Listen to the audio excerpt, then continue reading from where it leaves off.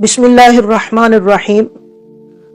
حضرت نوح علیہ السلام اللہ کی بارگاہ میں عرض کرتے ہیں، رب اغفر لی، میرے رب مجھے بخش دے، ولی والدی، اور میرے ماں باپ کو بخش دے، ولمن دخل بیتی مؤمنا، اور اسے بخش دے جو حالت ایمان میں میرے گھر میں داخل ہو، وللمؤمنین، اور سارے مومن مردوں کو بخش دے، والمؤمنات، اور ساری مومن عورتوں کو بخش دے۔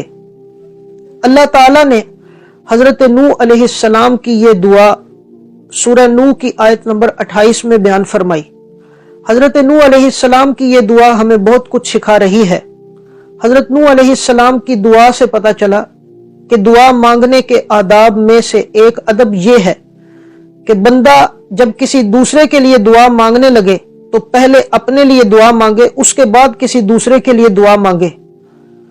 عام طور پہ دیکھا جاتا ہے کہ کوئی بندہ کسی کو آ کے عرض کرتا ہے، حضور ذرا میرے لیے دعا کر دیں، تو وہ حضرت صاحب اس کے لیے دعا مانگنا شروع کر دیتے ہیں، یا اللہ اس پر مہربانی فرما۔ حالانکہ وہ یا کوئی بھی اللہ تعالیٰ کی بارگاہ میں چودھری نہیں ہے، پہلے خود اللہ کی بارگاہ میں مانگت بنیے، اس کے بعد کسی دوسرے کے لیے دعا کیجئے۔ نبی کریم علیہ السلام کا طریقہ بھی یہی تھا۔ ترمذی شریف کی حدیث ہے، حضرت ابی بن کعب رضی اللہ عنہ فرماتے ہیں، کان اذا ذکر احدا فدعا له بدأ بنفسه، کہ نبی کریم علیہ السلام جب کسی دوسرے کے لیے دعا مانگنے لگتے تو پہلے اپنے لیے دعا مانگتے تھے، پھر کسی دوسرے کے لیے دعا مانگتے تھے۔ حضرت نوح علیہ السلام کی دعا سے ہمیں دوسری بات یہ پتہ چلی کہ کسی دوسرے کی نیکی اور کسی دوسرے کی دعا سے کسی کو فائدہ ہو سکتا ہے۔ بعض لوگ کہنا شروع کر دیتے ہیں، بندے نے جو خود عمل کیے ہیں صرف انہی کا فائدہ ہوگا، کسی دوسرے کی نیکی فائدہ نہیں دے سکتی۔ اگر کسی دوسرے کی نیکی فائدہ نہیں دے سکتی تو حضرت نوح علیہ السلام نے دعا کیوں کی؟ حضرت نوح علیہ السلام اپنے لیے بھی دعا کر رہے ہیں، اپنے ماں باپ کے لیے بھی دعا کر رہے ہیں، اور ہر اس بندے کے لیے دعا کر رہے ہیں جو حالت ایمان میں آپ کے گھر داخل ہو، اور سارے مومن مرد اور ساری مومن عورتوں کے لیے دعا فرما رہے ہیں۔ پتہ چلا کسی دوسرے کی دعا اور نیکی فائدہ دے سکتی ہے۔ اب کوئی بندہ کہے کہ انہوں نے دعا ہی کی تھی نا، اس سے کیسے پتہ چلا کہ ان کی دعا سے کسی دوسرے کو فائدہ حاصل ہوا تھا؟ تو اس کا جواب یہ ہے کہ نبی کا کوئی کام عبث نہیں ہوتا، اور خاص طور پہ وہ کام جسے اللہ تعالی مقام مدح میں بیان فرمائے، اس کی شان بیان کر رہا ہو، وہ کام بڑی عظمت والا ہوتا ہے۔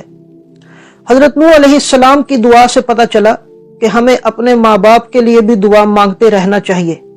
ماں باپ کے لیے دعا مانگنا بہت بڑے ثواب کا کام ہے۔ اور ایک اور بات کی طرف توجہ کیجئے، حضرت نوح علیہ السلام نے دعا مانگی، وَلِمَنْ دَخَلَ بَيْتِيَ مُؤْمِنًا، یا اللہ اس بندے کو بھی بخش دے جو حالت ایمان میں میرے گھر میں داخل ہو۔ اب سوچئے، ایک حضرت نوح علیہ السلام کا گھر ہے اور ایک اللہ کے محبوب علیہ السلام کا گھر ہے۔ جو حضرت نوح علیہ السلام کے گھر ایمان کی حالت میں داخل ہو، اس کے لیے تو بخشش ہے، تو جو مدینہ شریف چلا جائے، نبی کریم علیہ السلام کے روضہ اطہر پر حاضر ہو، اس کے لیے کیا انعام ہونا چاہیے؟ نبی کریم علیہ السلام نے ارشاد فرمایا، من زار قبری وجبت لہو شفاعتی، جس نے میری قبر انور کی زیارت کی اس کے لیے میری شفاعت واجب ہوگی۔ یہ حدیث شعب الایمان کے اندر موجود ہے۔ اللہ تعالی ہمیں قرآن کو سمجھ کر اس پر عمل کرنا نصیب فرمائے۔ وما علینا الا البلاغ المبین۔